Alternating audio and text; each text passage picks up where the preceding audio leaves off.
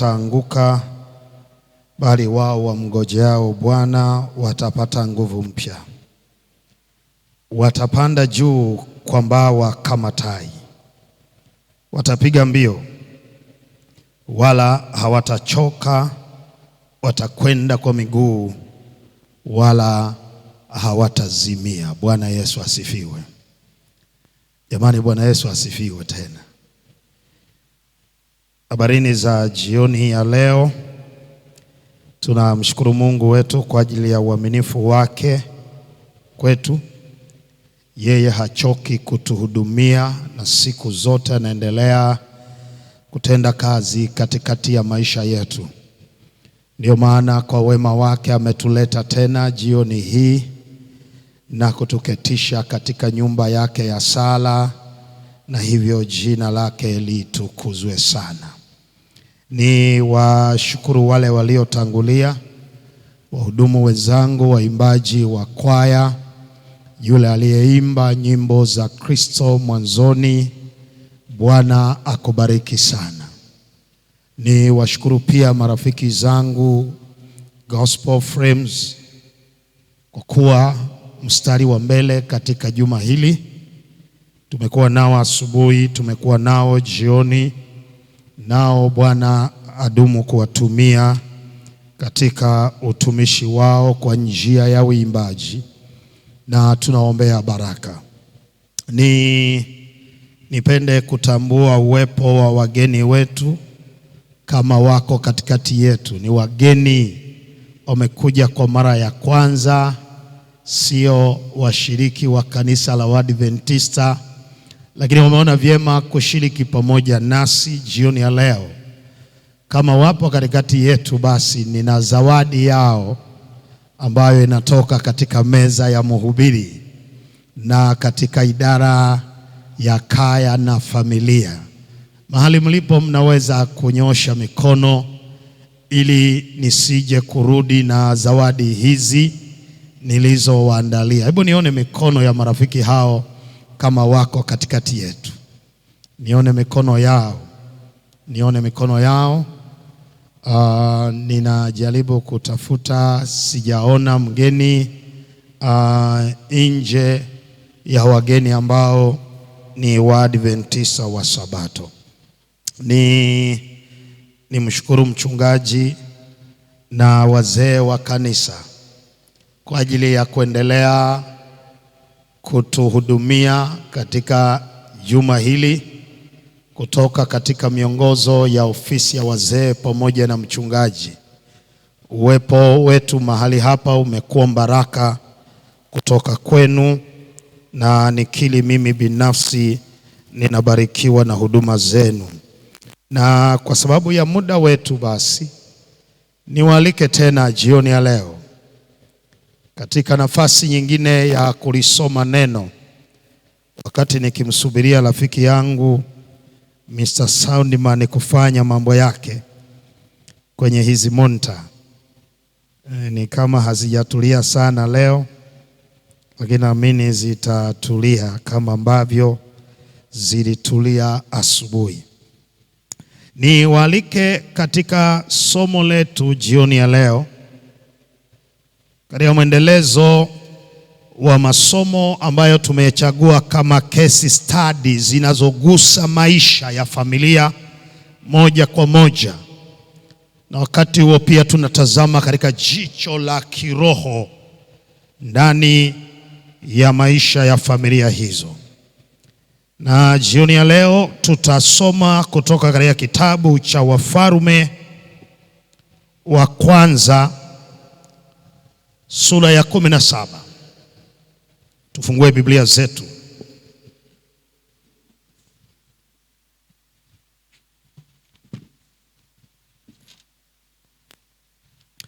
Wafalme wa kwanza sura ile ya 17, tutasoma kuanzia aya ya 10 na kuendelea.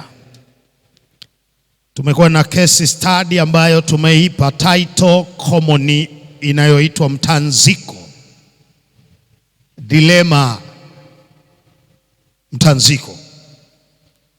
Sasa maandiko yanasema basi akaondoka akaenda Sarepta. Hata alipofika langoni mwa mji, kumbe mwanamke mjane alikuwako akiokota kuni. Akamwita akamwambia, niletee na kuomba maji kidogo chomboni nipate kunywa. Alipokuwa akienda kuleta, akamwita akasema, niletee na kuomba kipande cha mkate mkononi mwako. Naye akasema, kama Bwana Mungu wako aishivyo, sina mkate wala konzi ya unga katika pipa na mafuta kidogo katika chupa, nami ninaokota kuni 2 ili niingie nijipikie nafsi yangu na mwanangu, tule tukafe. Eliya akamwambia, usiogope. Bwana Yesu asifiwe. Bwana Yesu asifiwe. Hivi mpo? Bwana Yesu asifiwe.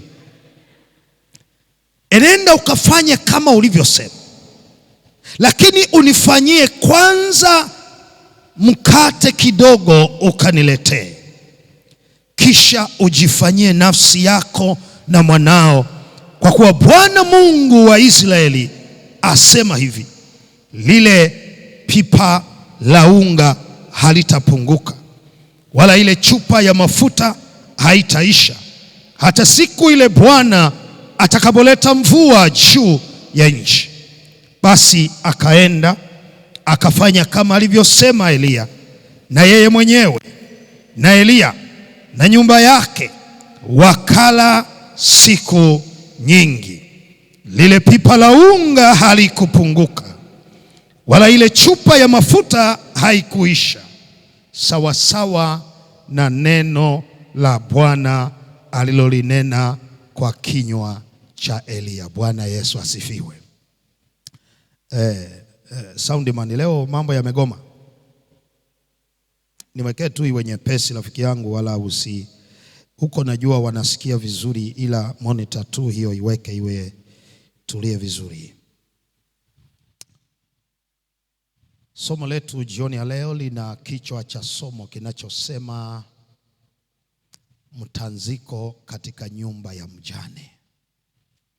Mgeukie jirani yako, mwambie mtanziko katika nyumba ya mjane. Neno mtanziko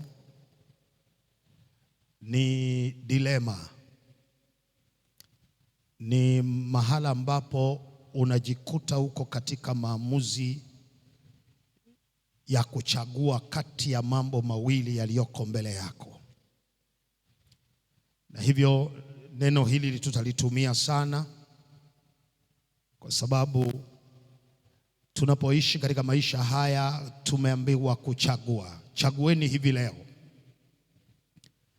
Sasa na mimi jioni ya leo ninaendelea na case study yangu, na leo tunakuja katika kisa hiki. Barikiwa sana mtaalamu wangu hapo. Sasa mzigo unaweza kufika salama.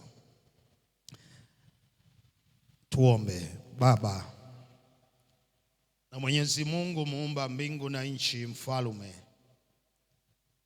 jioni ya leo tena tunafurahi ya kwamba unayo maneno ya kuzungumza na watoto wako, na hivyo tunaomba uzungumze nasi katika jina la Yesu Kristo mwokozi wetu, tunaomba kwa imani, amina. Kama umekuwa mshiriki wa muda mrefu katika kanisa hili la Waadventista wa Sabato, na kwamba umekuwa na uzoefu wa miaka mingi ya kutembea pamoja na huyu Mungu wetu katika maisha haya, utakubaliana na mimi ya kwamba kitakachokuwa kinakutatiza kwenye maisha yako juu ya huyu Mungu sio swala la nguvu zake, isipokuwa swala la njia zake. Ninachomaanisha jioni ya leo kwamba katika maisha haya, kama umekuwa na miaka mingi ukimwomba huyu Mungu wa mbinguni, ukizungumza naye na kudai ahadi kutoka kwake, katika safari hiyo utagundua mgogoro sio juu ya nguvu zake, lakini utagundua ya kwamba mgogoro uliopo ni namna anavyofanya mambo yake katika mchakato wa namna ya kutenda mambo yake. Ninajaribu kurudia ili hili lisimame katikati ya vichwa vyetu. Ninachosema ya kwamba sina mashaka na nguvu zake, lakini changamoto yangu katika maisha ya kutembea pamoja na huyu Mungu ni namna anavyofanya mambo yake katika maisha yangu. Naomba nirudie tena jioni ya leo, haijalishi nitakomea wapi katika kujenga hoja yangu. Narudia tena, katika maisha haya sina mashaka kabisa na nguvu zake, maana nguvu zake ni wazi. Nimewahi kuziona zikionekana wazi wazi, huenda kwenye maisha yangu ama maisha ya majirani na jamii inayonizunguka, lakini mgogoro nilio nao katika safari ya kutembea pamoja naye ni namna anavyofanya mapenzi yake. Hapo ndipo mtihani, na hapa ndipo wengi huwa tunafika mahali tunapoteza matumaini, maana tulidhani kwamba angetuonyesha na njia zake. Naomba jioni ya leo niwaambie watakatifu wa Bwana kwa mara nyingine tena, sina mashaka na uwezo wake. Hofu yangu ni kwamba akili zangu zinafika mahala zinashindwa kabisa kucomprehend namna anavyofanya mambo yake na njia zake. Maana nani angeweza kuamini jioni ya leo? Ukiona ya kwamba huenda nazungumza mambo yangu, acha niwarudishe kwenye Biblia. Nani angeliamini ya kwamba ili uitwe baba wa imani, eti huyu Mungu anaanza kwa kukunyima watoto kwanza, na anakusubirisha mpaka umri wa uzee, na katika umri huo ndipo anakupatia mtoto, na akisha kupatia mtoto anazunguka mlango wa nyuma, anakuja kukwambia tena, toa mtoto huyo awe sadaka ya kuteketeza. Na mwisho wa siku anatafuta mimi nikubali kutoa mtoto, kisha niambie wewe utakuwa baba wa mataifa mengi. Narudia tena, sina mashaka na nguvu zake.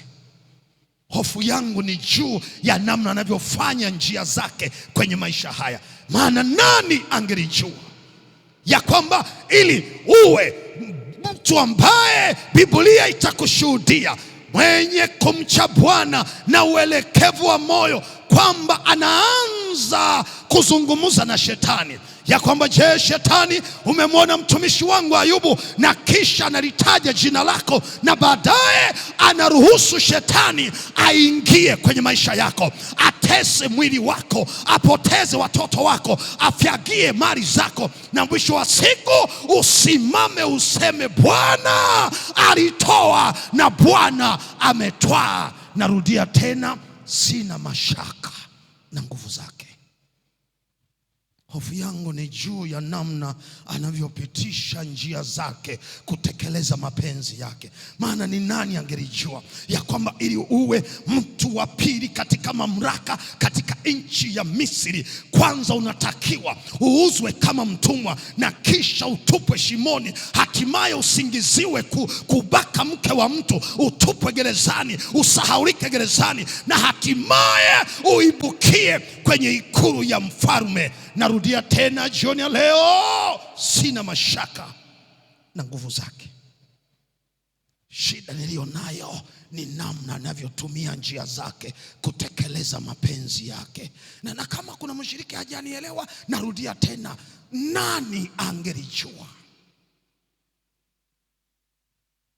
Ni nani angelijua ya kwamba ili uwe mfalme katika taifa takatifu la Israeli, unakwenda vitani kupigana kwa mtu ambaye unatetea heshima yake. Unamuua Goliati kwa ajili ya sifa ya mfalme, na hatimaye mfalme anakugeukia na kuwa adui yako, na hatimaye unakimbia maisha yote ukitetea maisha kutoka kwenye nchi uliopigana kuitetea. Narudia jioni ya leo, ili mwisho wa siku uwe mfalme, sina mashaka na nguvu zake.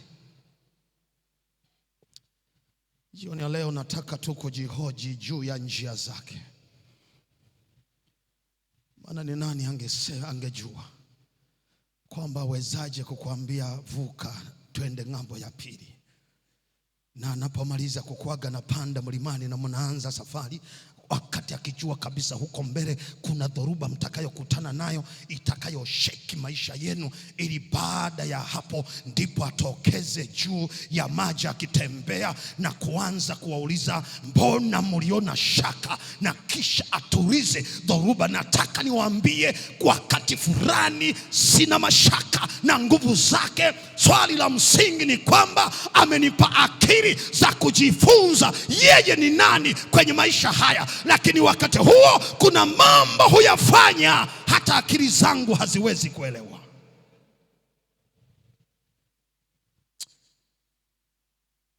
Unawezaje kuacha kiti cha enzi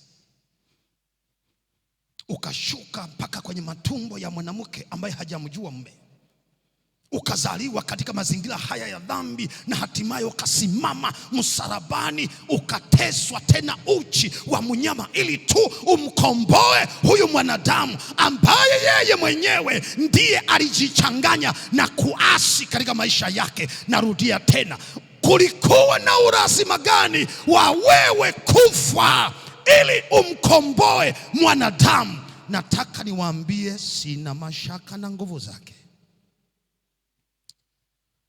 Hoja yangu ni kwamba namna anavyotupitisha kwenye njia zake, akili yangu haiwezi kubeba. Na ndio maana andiko lake linasema akili zake hazichunguziki.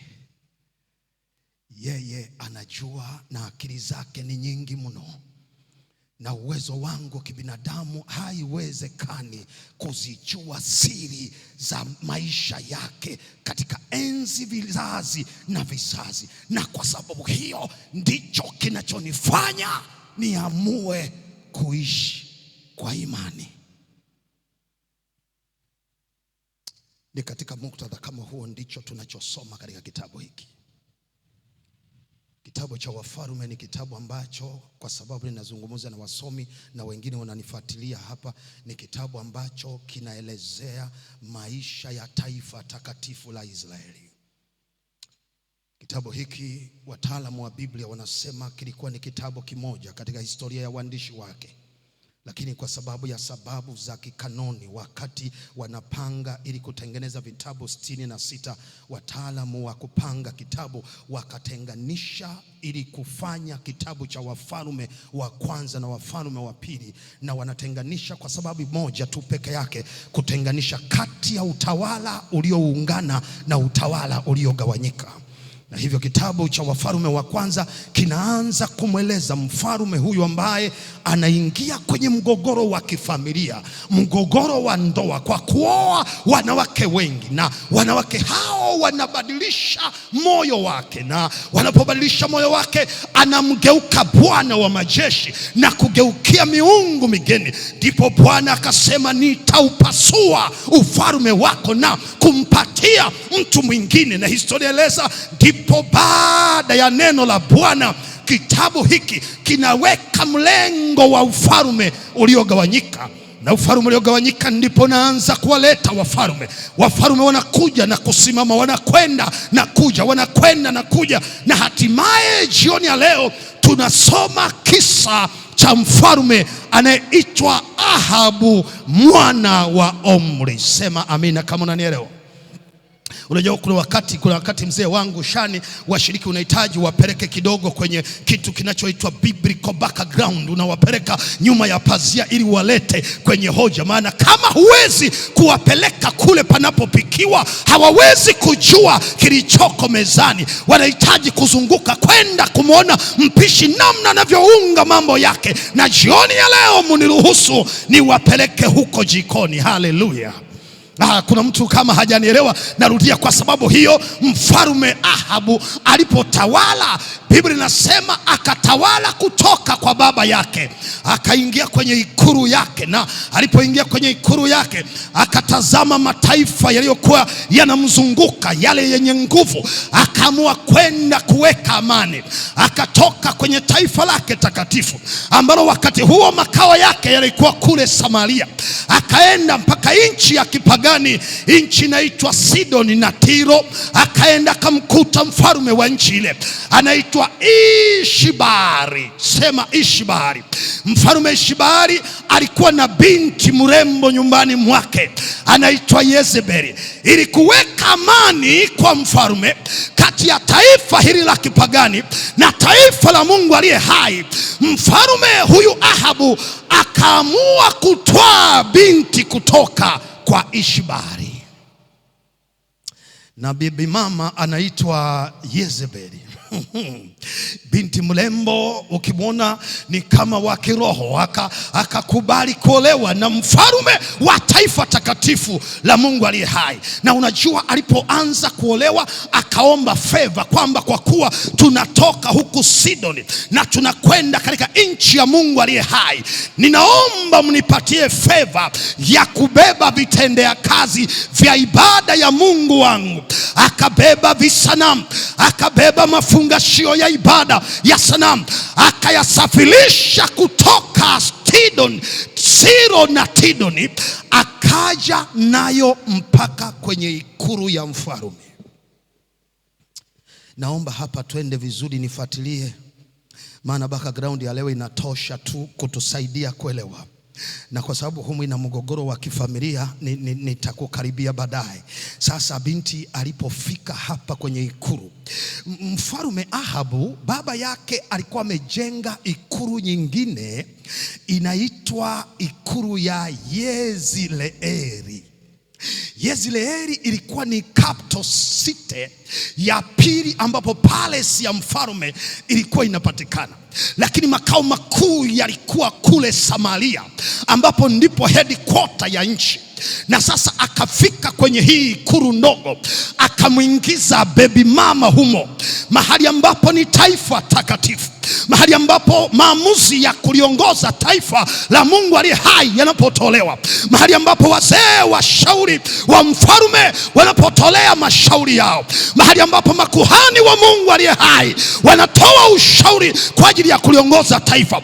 Akaingizwa baby mama na sanamu zake, akaingia mpaka kwenye chumba cha mfalme. Na alipoingia, binti akatulia, akaendelea na ibada yake, ibada ya Mungu Baali, Mungu wa baba yake Ishibari. Huyu Mungu Baali alikuwa ni Mungu anayetawala anga, God of sky, Mungu anayetawala anga.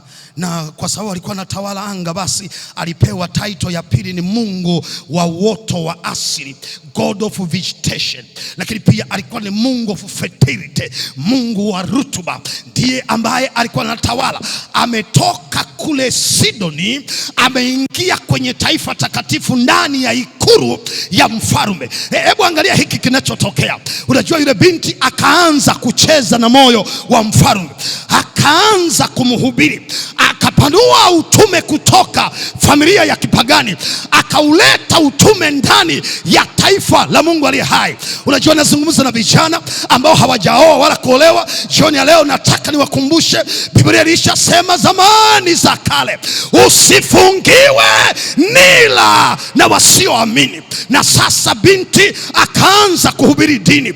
Anahubiri dini, anatoa upendo. Anahubiri dini, anatoa huduma. Anahubiri dini, anatoa huduma. Ndani ya muda mfupi mfalme akageuka kuwa mpagani.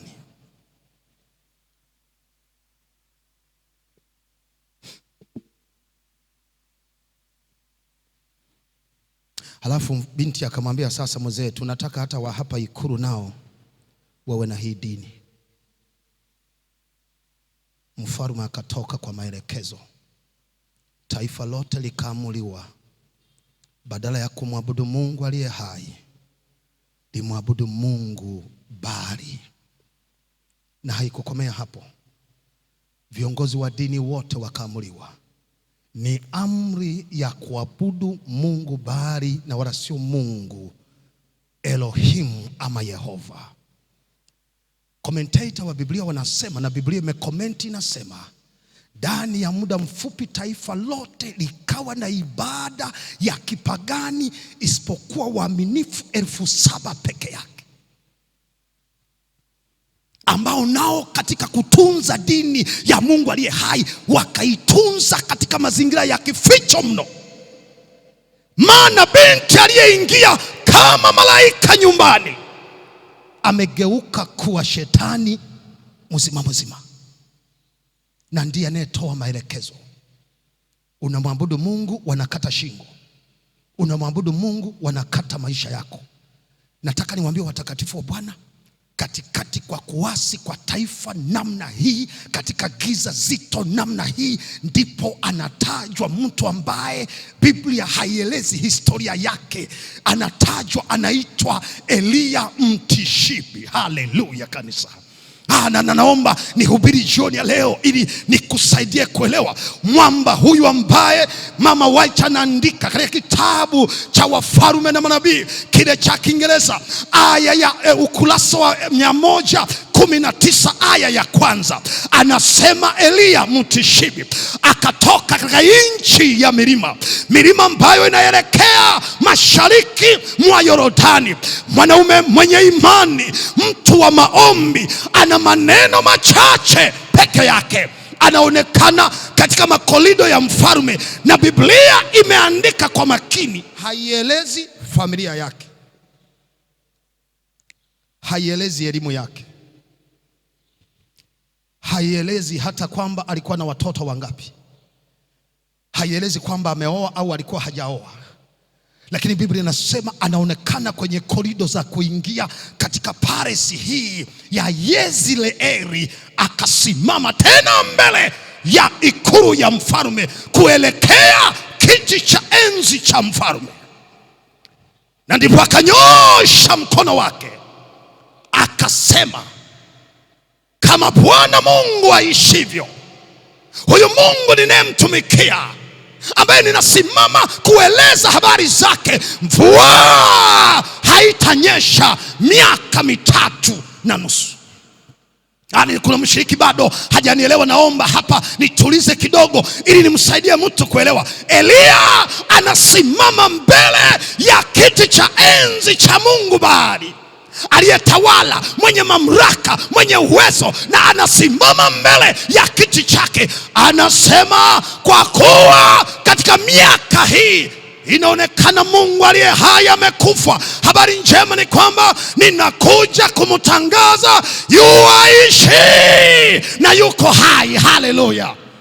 Na kwa sababu ya neno lake, sasa nataka tumufunge kidogo Mungu wa mvua, huyu anayeshikilia mvua, ambaye mvua ikinyesha mnadhani ameileta. Huyu Mungu ambaye uoto wa asili ukiota nadhani yeye ndio amefanya. Huyu Mungu ambaye vitu vikizaliana mnadhani yeye ndio amefanya kazi. Sasa tunamfunga kwa neno la Bwana, mvua haitanyesha. Swali langu la msingi jioni ya leo, kwa kuwa tumekuja kwa ajili ya kuhudhuria ibada ya kaya na familia na tumekaa kikaya, swali la msingi ni kwamba ikiwa maneno haya magumu yametoka kwa mfalme ambaye ana majeshi na askari na makamanda, na kuna watu wametrainiwa hapo tu namna ya kudhibiti watu wakorofi wanaoapia mbele ya mfalme. Kuna watu ambao wakikutazama, watu wenye vifua, watu wenye mikono, sura za malimao, wakikutazama tu unaweza ukatoa shikamoo mchungaji hata kama hujataka. Wako mazingira hayo. Swali langu la msingi, alitokaje?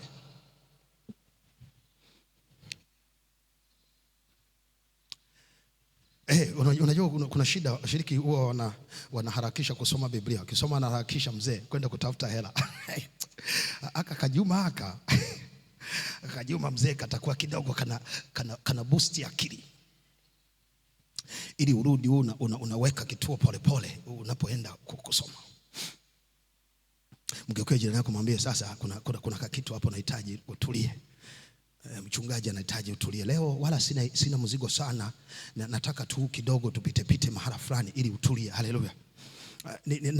Naomba niwaambie watakatifu wa Bwana, hatuwezi kujua pastor tokaje, lakini Obadia anatusaidia kuelewa. Kwenye sura ya 13, sura ya 14 mara kadhaa anataja Obadia alikuwa ni mtumishi wa Elia, alifanya kazi pamoja naye, na Obadia ni miongoni mwa wale waliotumika kwa mfalme Ahabu. Na wakati wafalme wa nabii wengine wameuawa, Obadia yeye ndio aliyejitahidi akahifadhi manabii zaidi ya 100, akawaweka pangoni na kuwalisha miaka yote karibia ya njaa na shida iliyokuwa ikiendelea.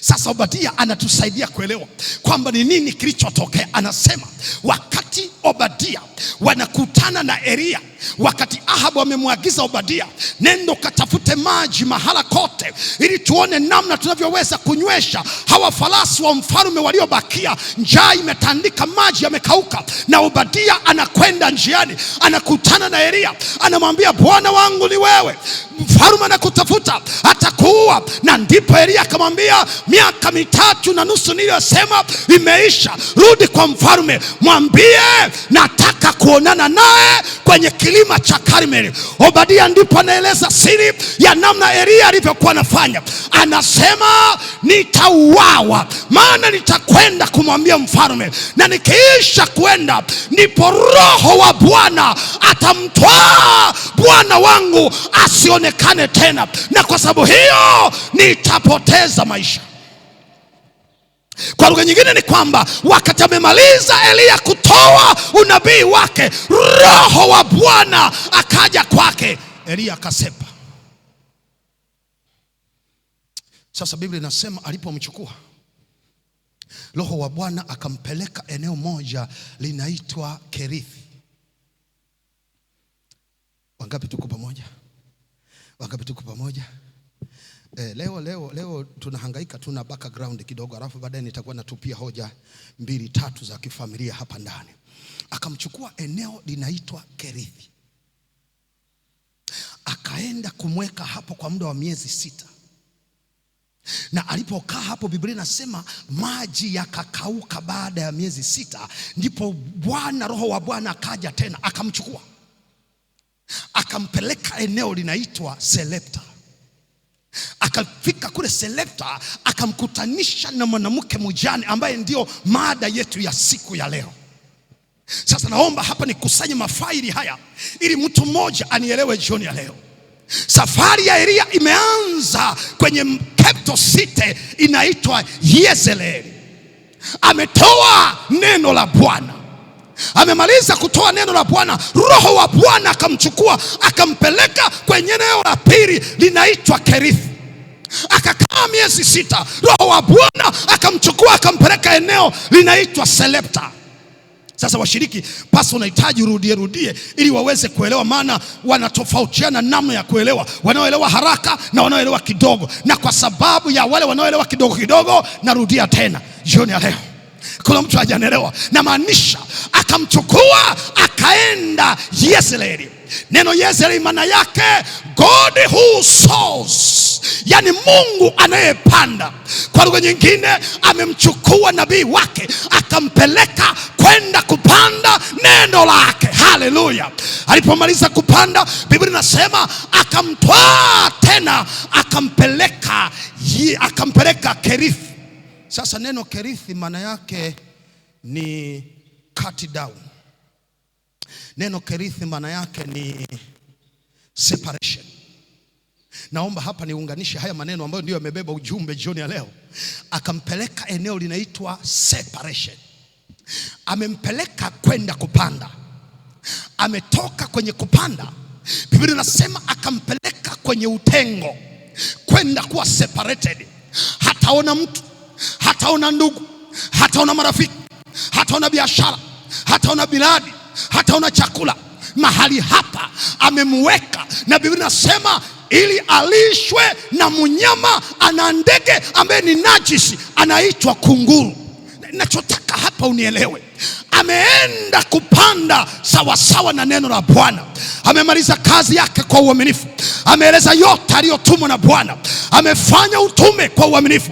Ametoa zaka, ametoa sadaka, amejenga kanisa, amehudhuria maombi. Lakini Bwana kwa neno lake, pamoja na kufanya yote, akamtwaa kumpeleka kwenye eneo la utengo, eneo la ukiwa, eneo la upweke yeye mwenyewe. Unajua, jioni ya leo ninazungumza na washiriki ambao baada ya kufanya kazi ya Bwana katika maisha yao, walitarajia Bwana awalipe mema, awape mazuri, awafanikishe, awainue. Lakini kinyume chake, wametwaliwa na Bwana wakapelekwa kwenye Kerithi,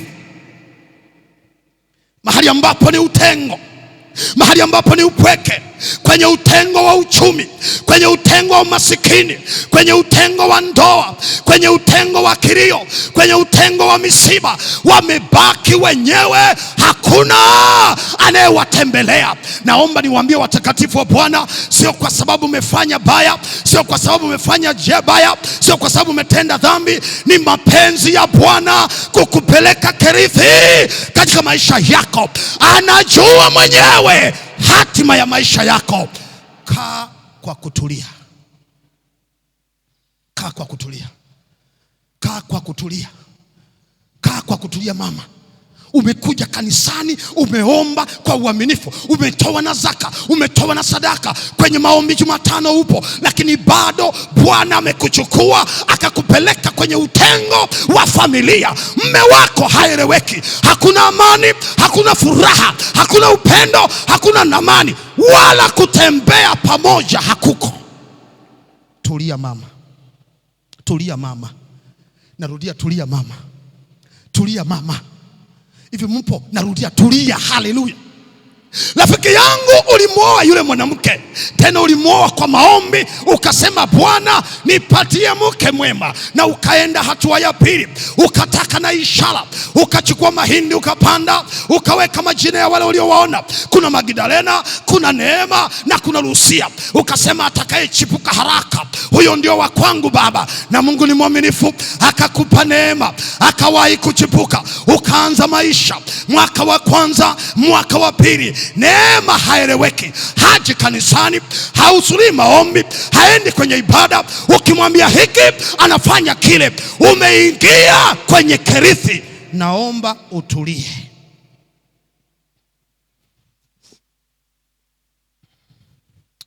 Ni majibu ya Bwana.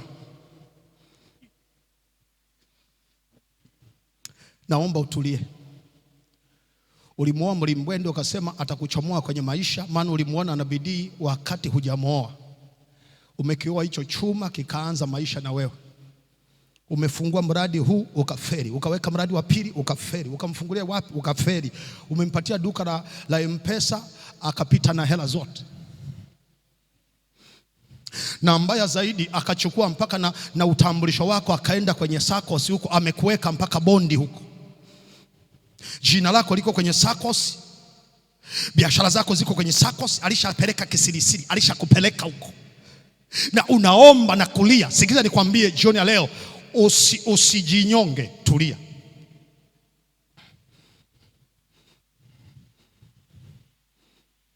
Dada yangu, umekaa na njemba miaka nenda rudi, ni mchumba, mkianzia kule sekondari, mchumba ulishamtambulisha kwenye ndugu, ukawapeleka kwa wazazi, ukampeleka kwa mjomba, ukampeleka kwa shangazi, umemtambulisha mpaka ndugu wanamuelewa. Lakini cha ajabu ni kwamba wakati mnaendelea na safari, ndipo nagundua unasafiri na kiparanyonga, haieleweki, sio wa mboga wala sio wa faida. Sikiza nikwambie, usijutie pamoja na kufua nguo zake miaka 4.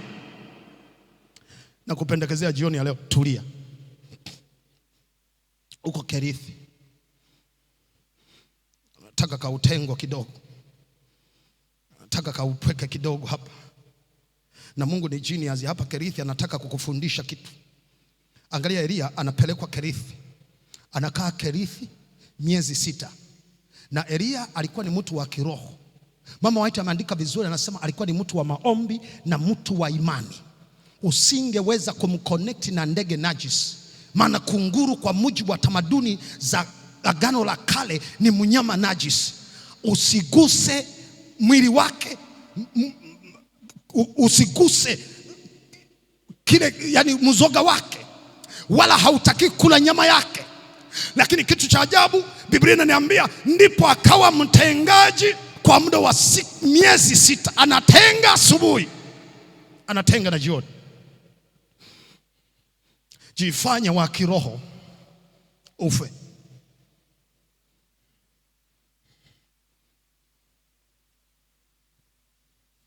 Na ndio maana nasema jioni ya leo, sina mashaka na nguvu za Mungu. Shida yangu ni namna anavyofanya mapenzi yake. Unawezaje kusema ndege huyu tusimguse, ndege huyu ni najis, na leo Baba umemgeuza kuwa mtengaji? Kunguru anakuja asubuhi na msosi. Mwamba, ujara baba, tuko jangwani hapa, una miezi ya kutosha na miaka kadhaa mbele. Sasa huna mtengaji mwingine isipokuwa mwamba hapa, amuka ule. Yani hii Biblia kuna wakati basi ina mambo na jifanye ni wa kiroho ufe.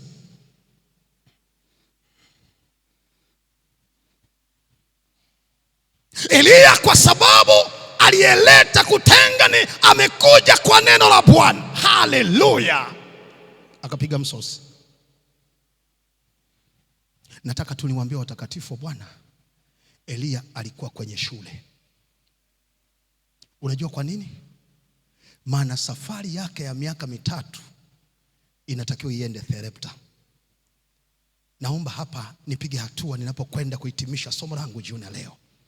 Alipokaa miezi 6 katika kilima, kijito hiki kikakauka, ameimprove, somo limeingia, amejua namna ya kuinteract na kile kinachozaniwa najisi. Naomba jioni ya leo watakatifu wa Bwana niwakumbushe, yule unayemdhania ya kwamba ni mpagani anaweza kuwa chanzo cha uzima wa maisha yako. Na kukumbusha, kaa vizuri na watu, kaa vizuri. Wale majirani unaodhani sio wa kanisa hili, naomba nikutie moyo, hao ndio wanaweza kubeba hatima ya maisha yako. Unaweza kukutana na kukutana wa Sabato kuja wakakufikie ulishakata kamba, wakabeba kombe la kuokoa maisha yako. Jifunze kulileti na jamii ya wasioamini vizuri, wana hatima ya maisha yako. Naongea na baba jioni ya leo. Kwenye biashara zako pale kuna Waadventista na wasio kwa Waadventista. Usijichanganye kwa Waadventista peke yake. Ninakupendekezea jioni ya leo, weka urafiki na hawa wapagani wanaozaniwa hawana nuru, wamebeba hatima ya maisha yako. Bwana Yesu asifiwe. Bwana Yesu asifiwe jioni ya leo. Na sasa Biblia inasema Roho wa Bwana akamtwaa, akampeleka paka katika mji na kijiji cha Sarepta. Sasa hapa Sarepta kuna mwanamke ambaye ni mjane, hana mume, hana kazi, sio Msabato wala sio Myahudi. Anatoka kwenye kijiji cha kina Yezebeli. Maana Yezebeli ametokea hapa Sidon, na Sarepta ni mji ndani ya Sidon. Ninampenda huyu Mungu wa mbinguni. Ni Mungu ambaye mambo yake ni mengi mengi, akili zetu haziwezi kuchunguzika. Anajua aliyeanzisha uasi na tatizo kwenye taifa anatoka hapa Sarepta, anatoka hapa Sidoni. Lakini habari njema ni kwamba anayehifadhi maisha ya nabii wangu miaka yote hii ya njaa atatoka Sarepta, atatoka Sidoni. Ninampenda huyu Mungu. Haleluya. Akamwambia hapo Sarepta. Biblia inasema nabii akaenda, alipofika akamkuta mama ni mpagani, ni mwabudu miungu, na wala hamujui, hawajawahi kujuana, na in fact hawawezi kuingiliana, maana huyu ni mpagani na huyu ni mtu wa kiroho, na jamii ilishachora mstari, haiwezi kuinteract na wapagani. Lakini kwa kuwa Elia alishakula shule ya miezi 6 kule ya namna ya kulileti na vile vilivyo najisi, Biblia inasema ndio mara ya kwanza akatamka, kwa mara ya kwanza akamsalimia mwanamke huyu, akasema, mama habari, ninaomba unisaidie maji ya kunywa.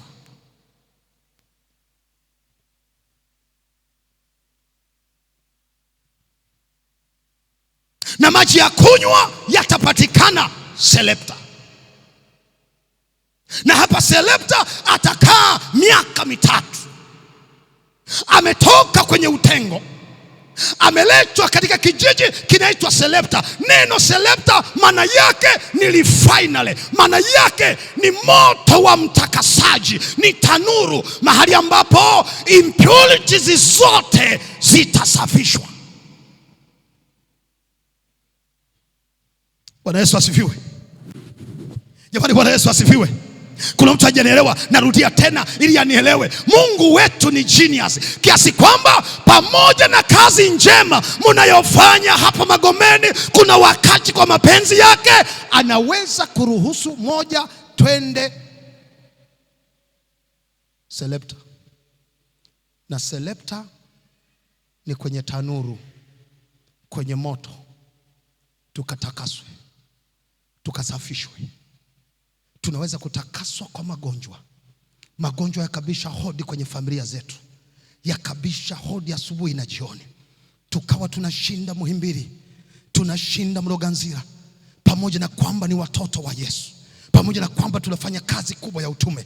Yeye mwenyewe anaweza kuamua akatupeleka Sarepta, akasafishe tabia zetu, akaweka vizuri mwenendo wetu, akaweka vizuri tabia zetu, akampeleka Sarepta akasafishe tabia yake. Na hapa Sarepta ataishi chini ya usimamizi wa mwanamke.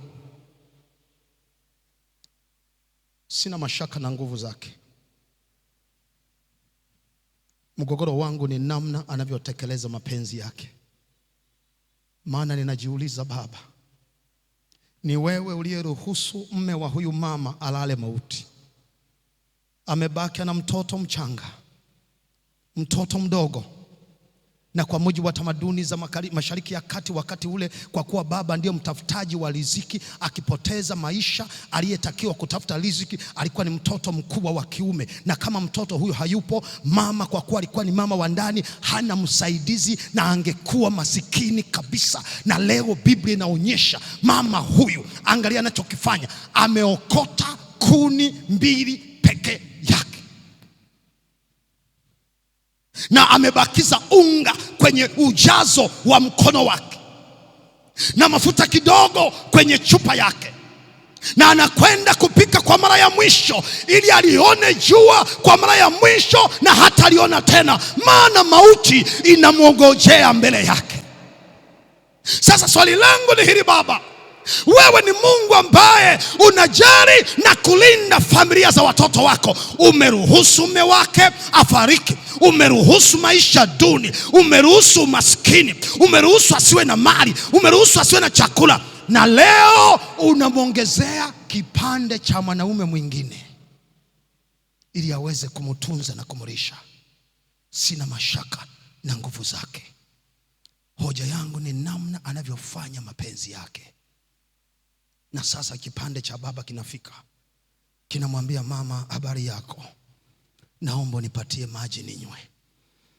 Mama wa watu anageuka, haongei, hasalimii, anageuka ili afate maji. Anaanza kupiga hatua kuonyesha mwitikio wa kufata maji. Jamali namwambia, mama mdogo, hebu zuia kidogo, naomba tena nikupatie kajambo kengine kapili. Mama, naomba nipatie mkate ili niweze kula. Kwa kuwa ameomba kitu pekee kilichosalia, Ndipo Biblia yangu inasema mama yule akafungua kinywa chake ili ajitoe kwenye mtanziko wa maisha yake, kwenye dilemma hii inayomkabili. Awezaje kuwa na moyo wa ujasiri namna hii wa kwenda kuchukua chakula kilichobaki peke yake, tena cha mlo mmoja, ili ampatie mtu ambaye hamjui alikotoka, sio kabila yake, sio familia yake, sio dini yake? Awezaje kufanya jambo hili? Mama akafungua kinywa chake akamwambia, baba, kama Mungu wako aishivyo, sina mkate.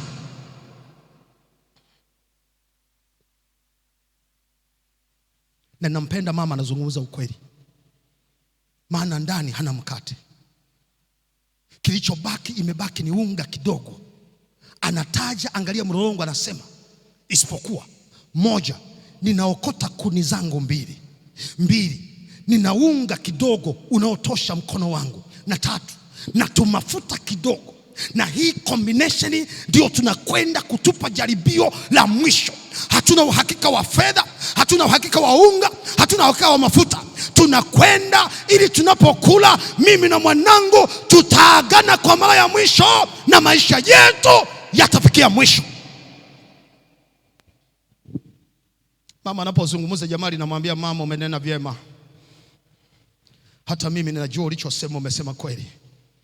Lakini ninachoomba kitu kimoja mama, ninaomba katika unga huo huo, kwa kuwa umesema umebaki kidogo kwenye mikono yako, naomba uniamini, maana kama Mungu wangu aishivyo, kanifanyie kwanza mkate. Naomba hapa ninapomalizia nikusaidie kuelewa. Hamjui huyu mtu ametokea wapi. Hajui dini yake. Hajui anayosema ni kweli au ni uongo. Na anachokiomba, anaanza kwa kujitanguliza yeye mwenyewe kwanza. Anasema, mama, mimi naomba nikushauri. Ulioyasema yote ni kweli, lakini naomba unifanyie favor moja. Huo unga kidogo uliobaki na mkate kidogo uliobaki, ninaomba sasa ukautengeneze mkate ili unifanyie kwanza mimi mkate. Na kwa sababu utanifanyia, mama yangu, na kuhakikishia ya kwamba konzi hiyo na mafuta hayo hayataisha sawa sawa na neno la Bwana. Bwana Yesu asifiwe. Bwana Yesu asifiwe. Jioni leo naomba nirudie tena. Mwanaume huyu anakuja ametanguliza kipaumbele chake kwanza kuliko kutanguliza kipaumbele cha mama. Swali langu la msingi, Elia, si ulikuwa unatakiwa uanze kwanza kufanya muujiza pipa lijae?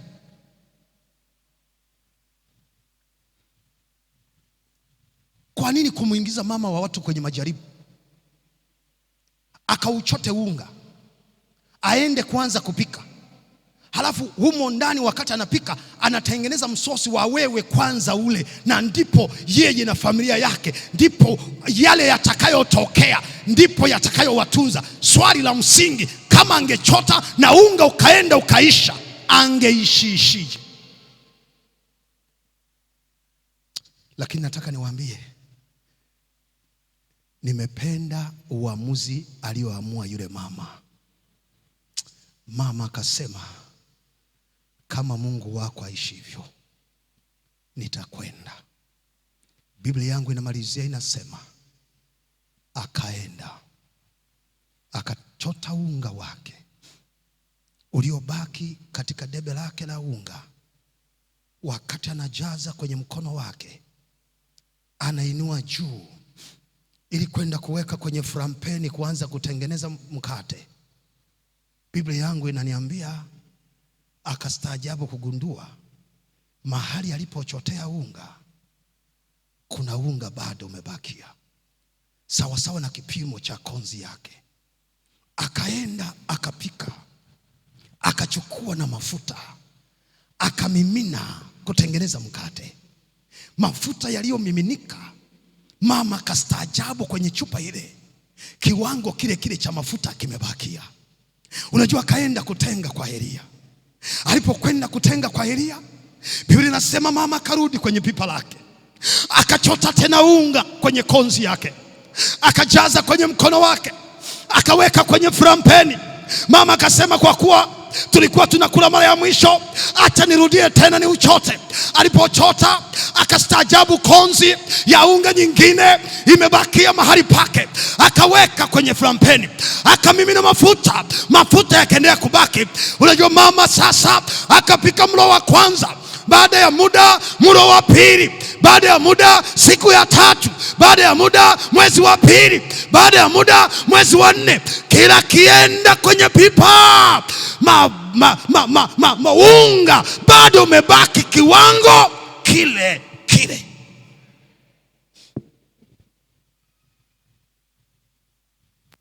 Sasa unaweza kuona hata mama ameamua kutupendekeza, badala ya kula mara moja kwa siku, tutakuwa tunapiga asubuhi,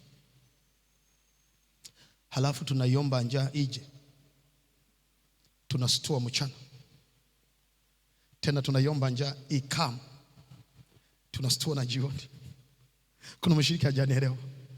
Mama akarudi akauchungulia unga haujui kubadilika kuwa mchungu, kiwango ni kile kile, kila akichota inaendelea kuwepo, anakwenda kuweka, anakuja anachota, kakonzi kako pale pale. Naomba hapa niwaambie, debe halikujaa, ilibaki konzi ile ile isiyojua kupunguka. Kila anapochukua anapeleka. Na unajua, nikajiuliza, hiki ni nini Mungu wangu? Hesabu gani zinazotokea? Ndipo nikagundua kilichokuwa kinatokea ilikuwa ni Mungu aliyeleta mkono wake nyuma ya debe la unga wa mama. Haleluya! Na kila alipotoa Bwana akaongeza. Haleluya! Aha, kuna mtu hajanielewa ninachomaanisha jioni ya leo? Hii ni hesabu ya mbinguni ambayo Bwana ameiweka kuwa baraka kwa watu wote, na hesabu hiyo inaitwa magazijuto ya mbinguni. Unajumulisha kwa kutoa, unazidisha kwa kugawa. Haleluya! Miaka 3 unaweza kuona chuma unakikuta kimeshaanza na kunenepa, kinanenepa chini ya favor ya mama mjane, na mama naye ananenepa chini ya favor ya nabii wa Mungu.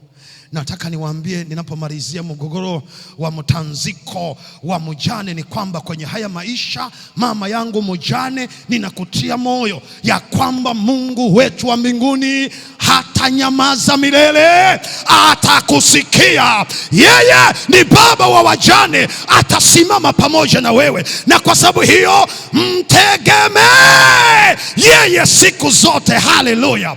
Maana yeye ni baba wa wajane, yeye ni baba wa wenye njaa, yeye ni baba wa masikini, yeye ni baba wa watu wenye shida, wenye magonjwa, wenye kusetwa, wenye kutengwa. Anawapenda wote. Haleluya!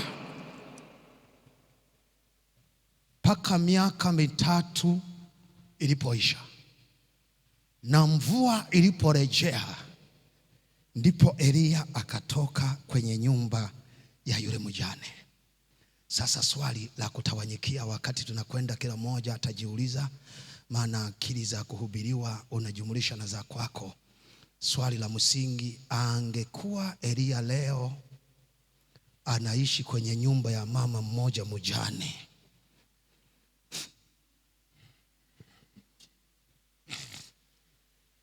simameni, tusimame jioni ya leo.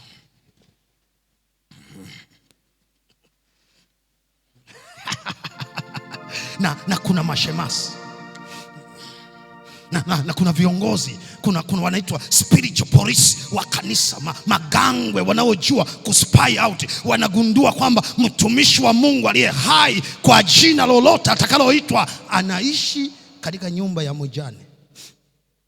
Na kuna muda tunamwona anatoka na taulo, anapiga mswaki kutakasa kinywa chake ili aendelee kuenjoy life kwenye dari ya mjane. Sasa hili kila mmoja ataenda anajiuliza mwenyewe huko, mtaenda kujisomea wenyewe, maana nyinyi ni watu wa Biblia. Chukua hiyo sasa, nenda nayo. Ingekuwa kuwaje kwenye jicho la watakatifu wa Mungu aliye hai, mwanaume yuko single kwa title ya nabii, na mjane hana mume.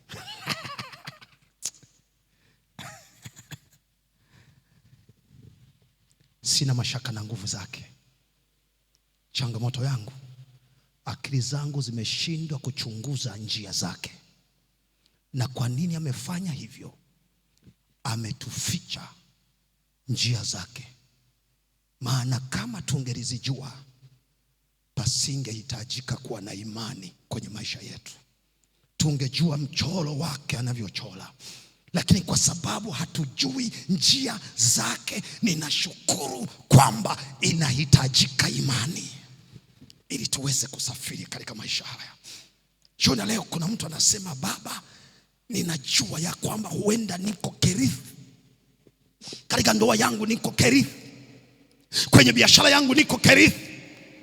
Niko kwenye separation na niko selepta. Niko kwenye kutakaswa. Ninapitia matanuru ya wakayo sana.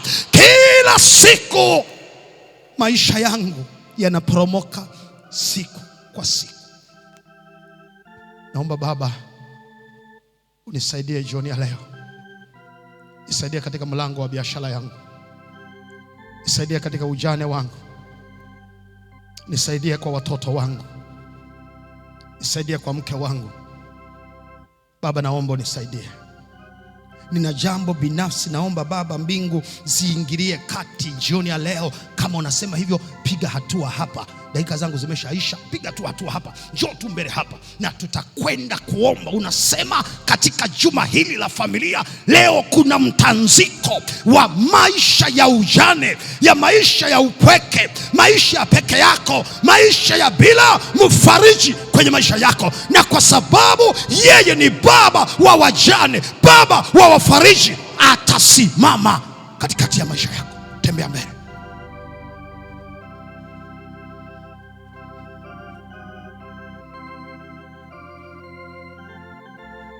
Tembea mbele. Wale wenye sadaka zao, mtaendelea kuweka sadaka kwenye sanduku letu. Mtaendelea kuweka sadaka kwenye sanduku letu. Weka sadaka yako.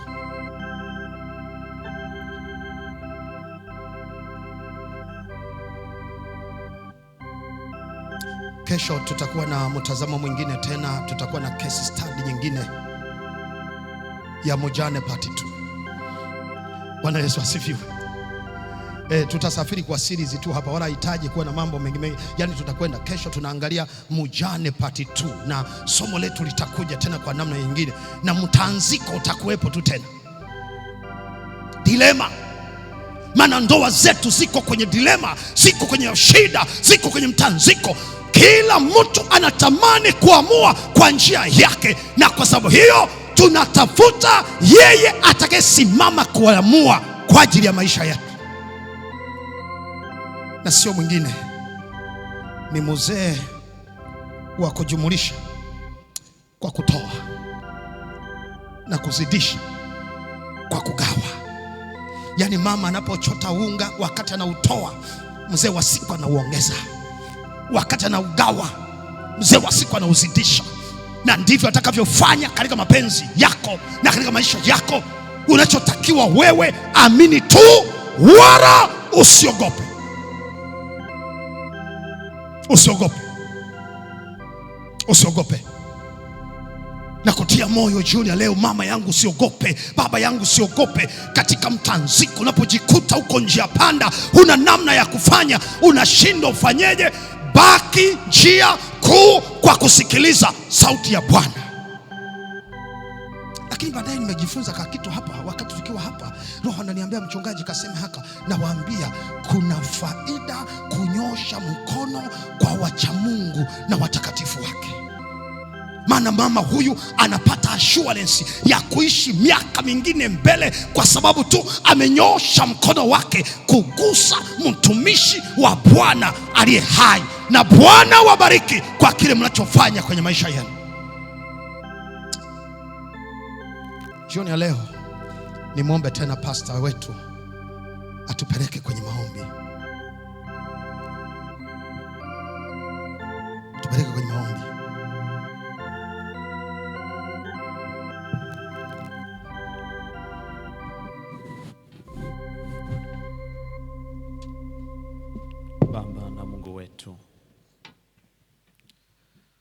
Rafiki mwema, Mungu unayetupenda sana, tunalitukuza jina lako takatifu, maana ni kuu sana na lenye kustahili sifa. Utukuzwe na kuhimidiwa milele zote. Asante tena, maana leo umekubali tena kusema na sisi katika jioni ya leo. Bwana, umesema nasi mambo magumu na mazito. Kushukuru kwa ajili ya mtumishi wako uliyemwandaa na ukaliweka neno hili katika fikra zake, na yeye amesema nasi kama ulivyomwongoza. Baba, tangulia kumbariki yeye, sije kawa ametuhubiri tu sisi. Naomba na neno hili likawe ndio maisha yake pia. Naendelea kujisalimisha kwako pamoja na watumishi wako tuliokusanyika hapa, nikiomba ya kwamba Bwana, neno tulilolisikia, ruhusu Bwana likaanguke kwenye udongo mzuri. Ifanye mioyo yetu kuwa ni udongo mzuri, neno hili likawe na faida. Neno hili likazae matunda, tena matunda yale yatakayokaa. Bwana, tunalikubali na tunalipokea kama neno lako katika maisha yetu. Nasi tunakuomba utuongezee imani, ili tunapotoka hapa lisichukuliwe na yule adui, maana amekuwa akilipokonya kama ndege anavyonyakua mbegu fulani mahali fulani. Naomba neno hili liishi. Baba na Mungu wetu,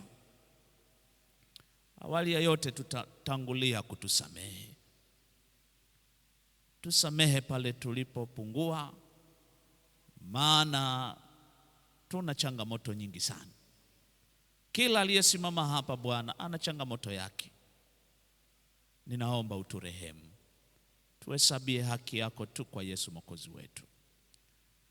Na ndiposa tunakuomba Bwana, katika dilema zetu ambazo tunapita katikati ya mitanziko tulionayo, ninakuomba Bwana, kupitia neno hili juma hili, utuongoze kutoka katika mitanziko. Ziko familia ziko kwenye mitanziko. Baba hajui aamue nini, wala mama hajui aamue nini. Baba, wako vijana wapo kwenye mitanziko, wengine umri umeenda, hawajui wafanye nini. Baba, tunao wajane katikati ya mitanziko. Ninaomba Bwana, mbele zako katika jioni hii ya leo, ingilia kati katika mitanziko ya watoto wako. Huu ni wakati ambapo Bwana tunapaswa kuirudia njia yako na kubaki katika njia yako. Tupe ujasiri, maana changamoto iliyo mbele yetu ni kubwa zaidi. Ikiwa yuko mwanamke fulani aliyeleta mzigo uliomfanya atanzike, tafadhali muhudumie jioni hii ya leo. Ayumkini yuko baba fulani ana mtanziko wake aliyouleta katika jioni hii ya leo, Baba, husika kumsaidia.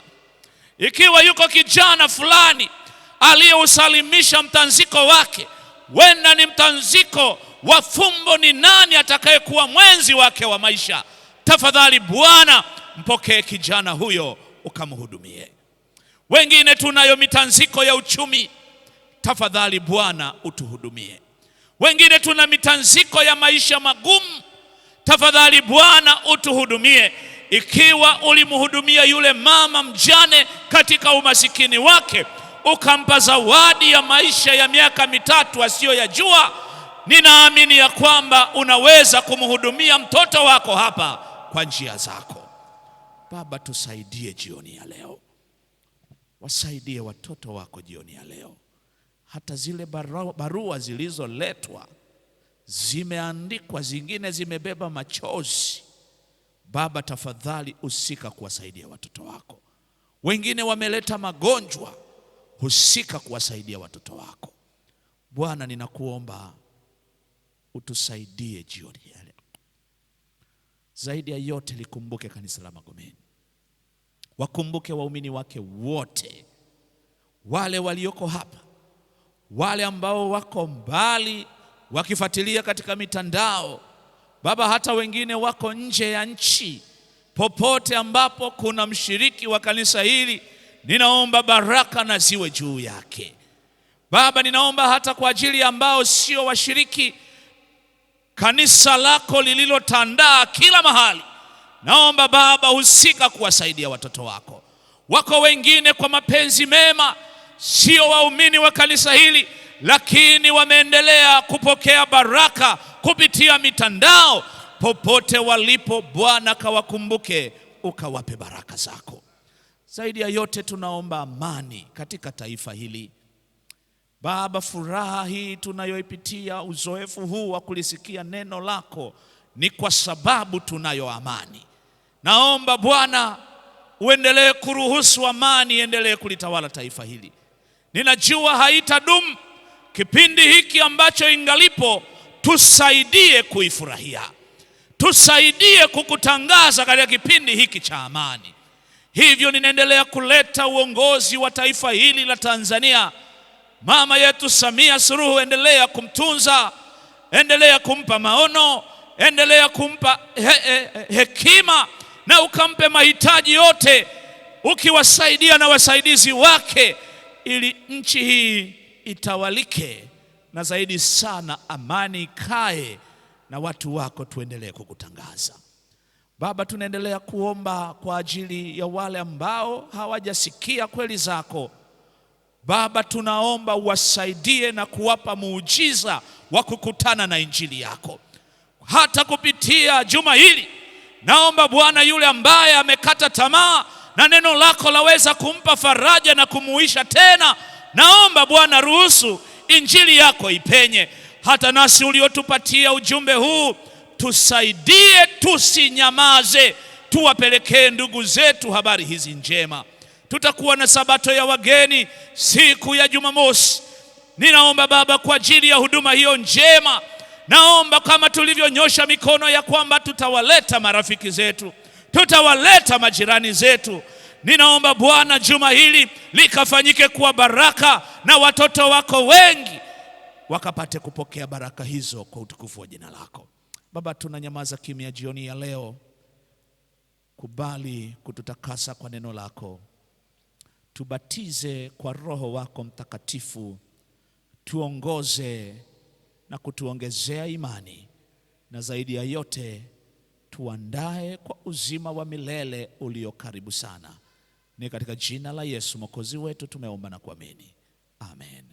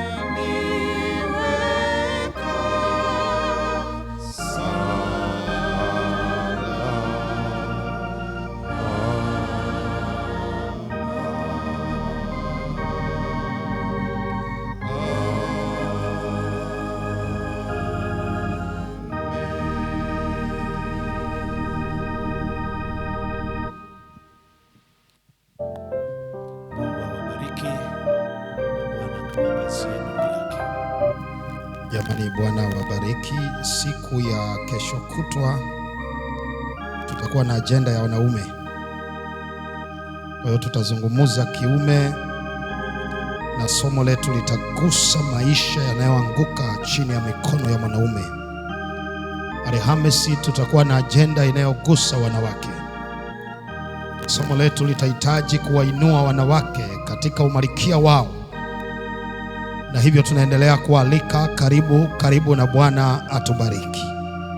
Wale wageni waliokuja ambao si washiriki, nina zawadi yenu hapa. Kama yupo mtu huyo naweza kumpatia, lakini kama hayupo basi tuendelee.